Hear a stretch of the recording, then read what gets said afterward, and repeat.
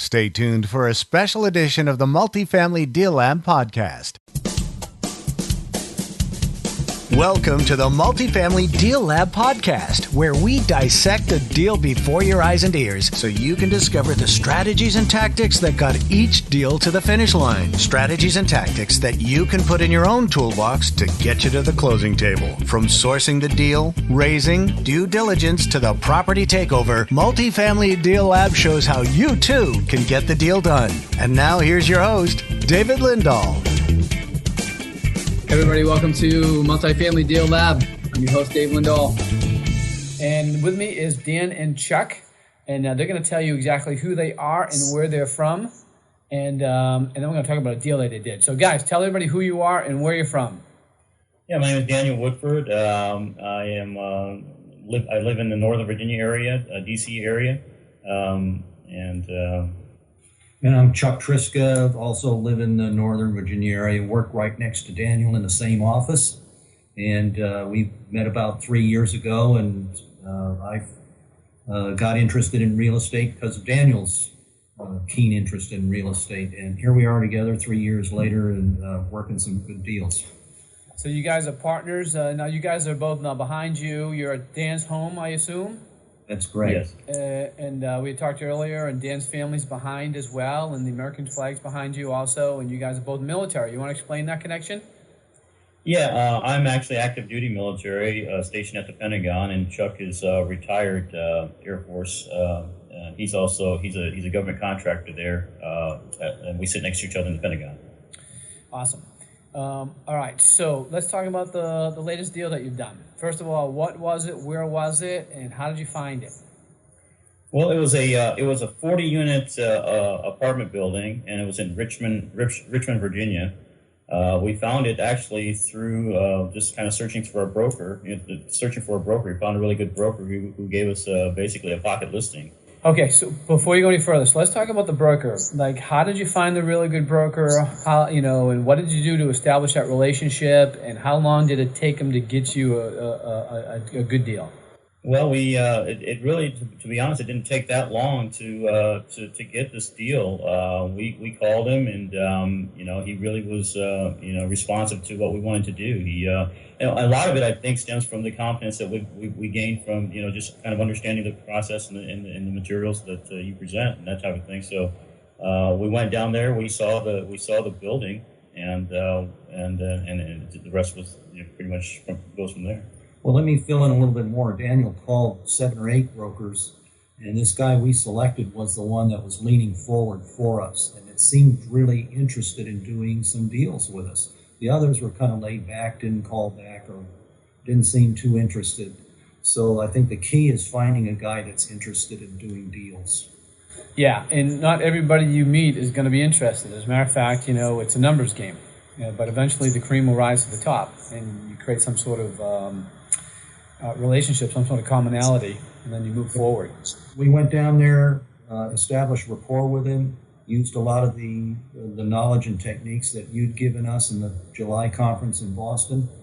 You got the broker sent you the deal. From there, okay, so you analyze the deal, you decide you're going to put it offer. How much did they ask for, and how much did you eventually settle for? How much did you actually get the property for? They asked $1.6 million for it, and we actually settled on $1.1 million. Oh, that's a pretty good discount, $500,000. How did you get such a big discount? Well, we figured we used the technique. We saw that it was undermanaged, and the occupancy was right around low 80s. But we noticed other properties in the area were in the 90s, mid to high 90s. So we thought it was undermanaged there. And so we kind of made an offer based on that. Well, and we knew they were motivated. Oh, why were they motivated? Didn't fit their property mix. They had about 1,000 other doors. It was a nonprofit, and this was the black sheep. Okay, so and how did you find out that information? From the broker. Oh, from the broker. The broker gave you some good information. Yes, he did. All right, that's good. All right, so when you're going through the process of buying this, well, first of all, you got it for 1.1. How much was the raise, and where did you get the money? The raise was $250,000, and we got it from friends and family, basically, and ourselves. Okay, so you put some money in yourselves, and then you went to friends and family for the rest of the money. Okay, good. And then going through the deal as you're doing your due diligence and you're putting everything together, what were the obstacles in the deal? What were the obstacles? Yeah, what were the difficulties? It went very smoothly. We didn't seem to have any difficulties that I recall. I can't think of one off the top of it. All the due diligence came back okay? The financial and the physical? We did everything you recommend, and it looked like a green light all the way. Oh, sweet. Okay, so then you get to the closing, you close the deal, and then it's time for takeover. What are you doing for management? We have a property manager that's taking care of it, and he pretty much changed it over from with the other property manager.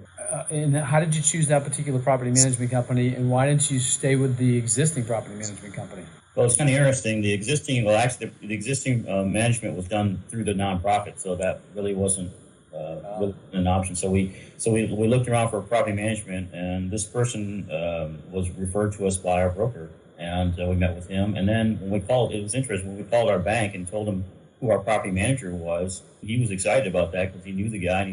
So basically, we had multiple references for this person. Did you say you found him through the broker? The broker recommended him? Yes. All right, so it sounds like it's a pretty smooth deal. It wasn't. Yeah, it was pretty smooth. Right.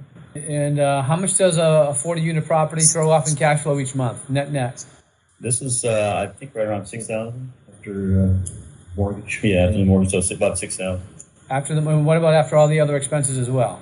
About $6,000. You're putting $6,000 in your pocket each month?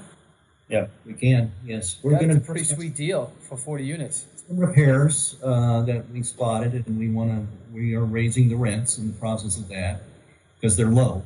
And we got some money back from the bank to do those repairs.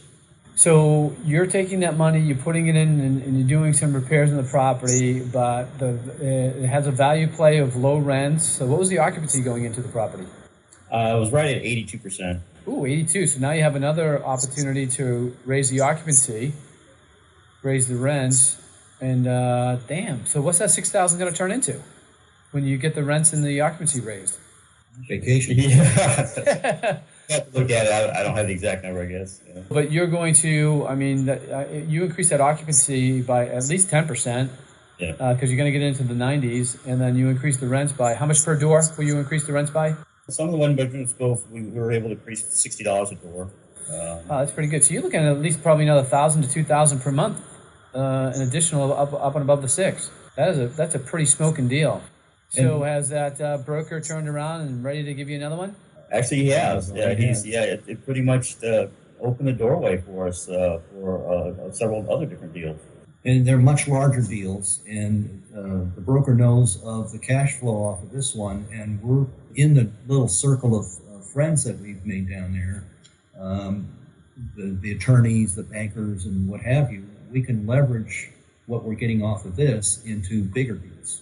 Oh, absolutely. That is exactly how the game is played. So one of the deals that he offered us is it's a 110 unit apartment building. It's a historic tax credit deal in the Richmond-Petersburg area. 110 units apartments and 160,000 square feet of commercial space. And that one's going to be about, I think, right around $19 million deal. That's a pretty big jump. That's going in, and when it's finished out, approximately $30 million. The profits are going to be $30 million? Yes. Wow.